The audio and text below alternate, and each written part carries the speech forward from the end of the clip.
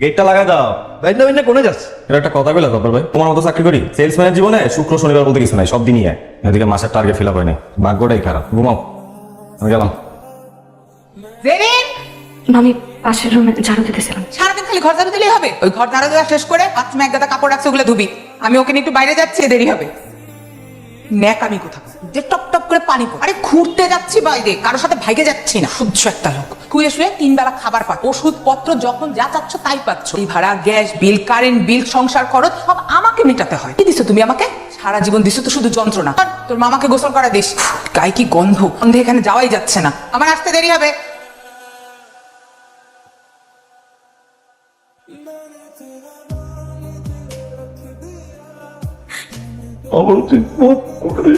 খেতো না মামা, তুমি আমার জন্য অনেক করেছো, ঠাই দিয়েছো, বড় করেছো, আর কত করবা। ক্ষমা চেয়ে আমাকে আর ছোট করো না।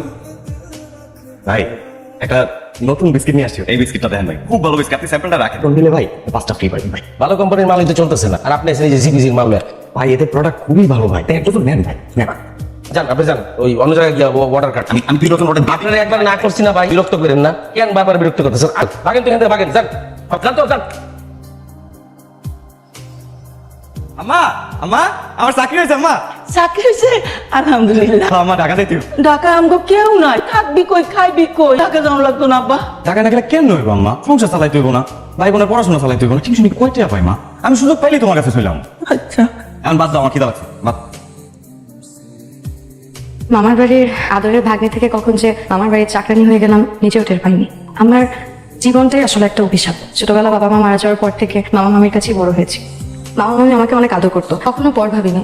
কিন্তু তার কিছুদিন পরই আমার মামি মারা যায়, আর আমার মামা আরেকটা বিয়ে করেন। তারপর থেকেই একের পর এক বিপদ মামার মাথায় আসা শুরু করে। ব্যবসায় লোকসান হয়, চাকরির ঋণ, এইসব চিন্তায় প্যারালাইজড হয়ে বাকিটা জীবন কাটাচ্ছে। শুধুমাত্র আমার মামার মুখের দিকে তাকিয়ে আমি এই নরক থেকে বের হতে পারছি না।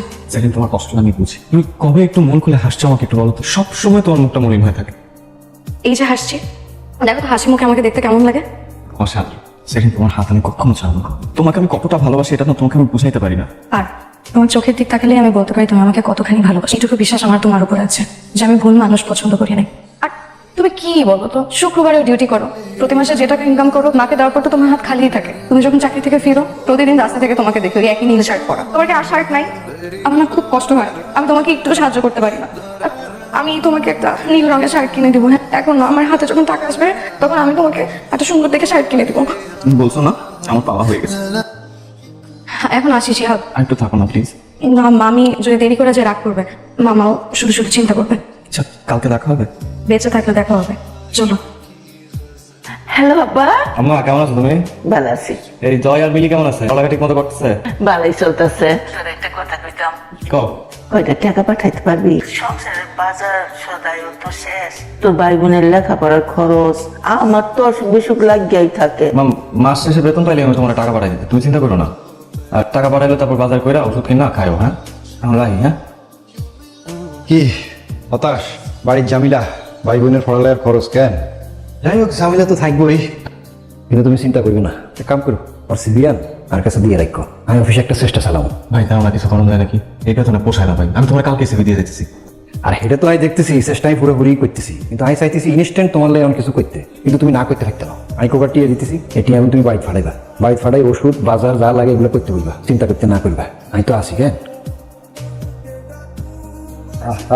বড় ভাই আছে কি কারণ? আর ঢাকা শহরে এত ইমোশনাল হইলে চলে না। ধরো এটি এগুলো রাখো, 3000 টাকা আছে, দেনা টেনশন করবো না, বেতন ফতুন হাইলে হরে দিও।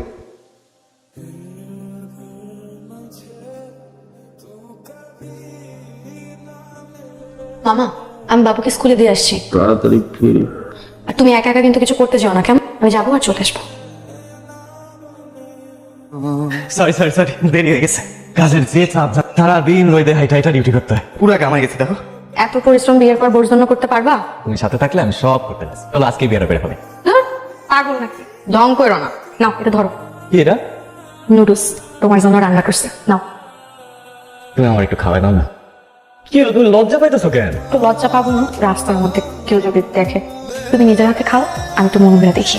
তুমি না খাওয়াই দিলে কিন্তু আমি খাবো। তুমি সেই রান্না করো, খুব স্বাদ হয়েছে। বিয়ের পরে তুমি আমার এরকম রান্না করে খাওয়াবো তো? বিয়া হইলে তো। বিয়া হইলে তো মানে? তোমার কপালে বিয়া নাই। কেন? আরে মজা করতেছি। আমার কপালে বিয়ে আছে, এবং আমার বউ হইল তুমি।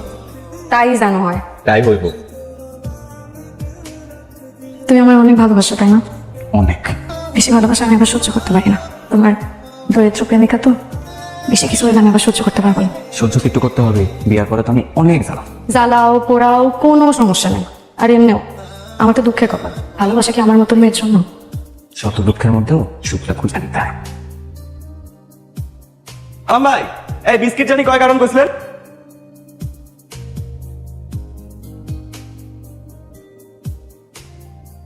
আম্মা, টাকা পাইছো? পাঠাই দিছি কিন্তু। হ, তুই কেমন আছস? আমি ভালো আছি আম্মা। আবার তোর গলাটা এমন শোনা যাইতেছে কে? না মা, আমি ভালো আছি। ওই কাজের চাপ তো অনেক আম্মা। আমি তোমার পরে কথা বলবো না।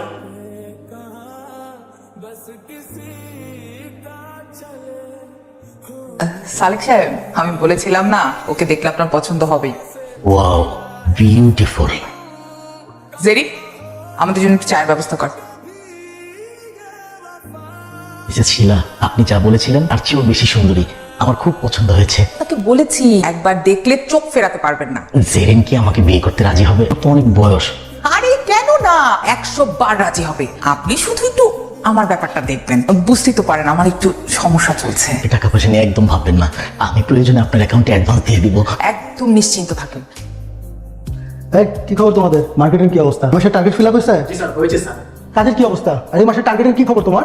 স্যার আসলে আমি যে এরিয়াটাতে ডিউটি করি স্যার, অনেক ভিআইপি এরিয়া স্যার। আমাদের প্রোডাক্ট ঠিক ওখানে চলে না স্যার। এই ইহা প্রত্যেক মাসে এরকম বাহানাবাদি নিয়ে আমার সামনে আসবে না। তোর তো কাজে কর্মে কোনো মনোযোগ নাই। এভাবে যদি চলতে থাকে তোমার আমি ছাঁটাই করতে বাধ্য হবো।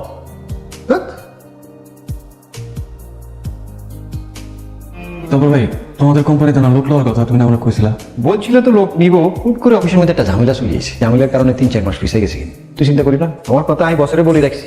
চিন্তায় চিন্তায় আমার জীবনটা গেল ভাই। যত তাড়াতাড়ি হয় ভালো হয় ভাই। ভাই বোনটি বড় হইতেছে ভাই, কেমন চলুন বুঝতেছি না ভাই। সেটা তো আমি দেখতেছি, আর চোখের সামনেই তো ঘটতেছে। ঢাকা শহরের মধ্যে তোমার আপনজন বলতে একমাত্র আমি বড় ভাই। আর মনে হয় মাস খানেকের ভিতরে হয়ে যাবে, কোনো টেনশনের কারণ নাই। এর মধ্যে যদি কোনো সমস্যা হয় আমি আছি।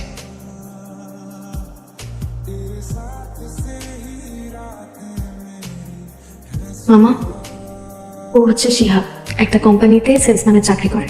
খুব ভালো ছেলে। মামা, আমি জেরিনকে অনেক পছন্দ করি। উনি আমাকে ভালোবাসে। সারা জীবন একজন আরেকজনের পাশে থাকতে চাই। আমার যেদিন তো ভালো নয়, পছন্দ করে শুনে আমার খুব ভালো লাগতো। ওকে তুমি কাছে যাবে মামা, সুবিধা পাইবে। ওরা তুমি সুখে রাখ, সুখে রাখবা।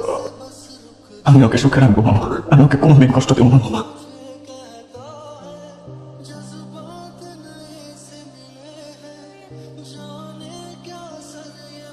সালেক সাহেবের সাথে তোর বিয়ে ঠিক করছি। লোকটা ভালো মানুষ। আরে লোকটার অনেক টাকা, তুই ভালো থাকবি। আজকালকার মেয়েরা বুইরা টাকলা লোকজনকে বিয়ে করতেছে, তাতে কি হয়েছে? আমারে দেখ, আমি কত কষ্ট করতেছি। পুরা সংসারটা আমার কান্দের উপর। তোর মামা শুয়ে শুয়ে কান্দা ছাড়া আর কিছু করেন না। এইটারে কি সংসার কয়? এটারে দুযোগের সংসার কয়। শুনো, সালেক সাহেবের সাথে মাইয়ের বিয়ে হবে। কোন ধরনের উল্টাপাল্টা যদি মাইয়ের বুঝাইছো তাহলে কিন্তু তোমার খবর আছে। এই মেয়ে, এইখানেই তোর বিয়ে হবে। কোন ধরনের এদিক ওদিক করার চেষ্টাও করবি না। উল্টাপাল্টা কোনো ধান্দা যেন আমি না দেখি।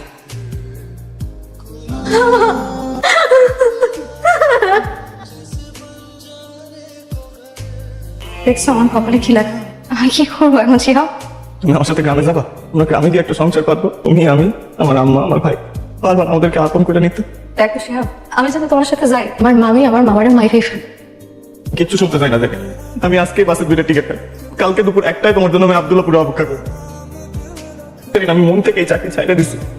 এই ঢাকা শহর আমার মতো করার জন্য না। আমি গ্রামেই ভালো থাকি, ওই নিয়ে কিছু একটা করবো। আমার বাপে কিছু জমি দাম আছে, ওইটা দিয়ে কিছু একটা করে নিতে পারবো, কিন্তু তোমাকে ছাড়া পারবো না।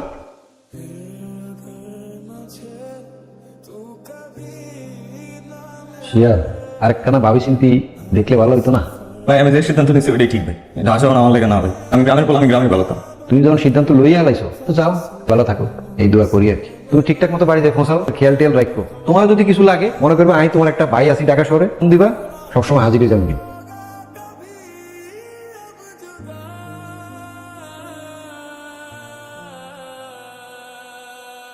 বাবা, আমি কি করবো মামা?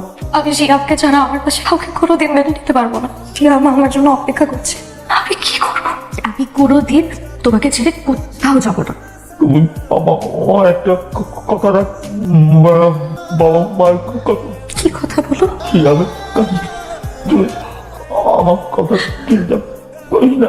আমি তোমাকে ছাড়া কোথাও যাবো না। যাওয়া বললে আমি মনে শান্তি পাবো না। যাওয়া আমি যদি চলে যাই তাহলে তোমাকে কে দেখবে? আমার কথা একটা ভাবিস না, আমি ভালো থাকবো।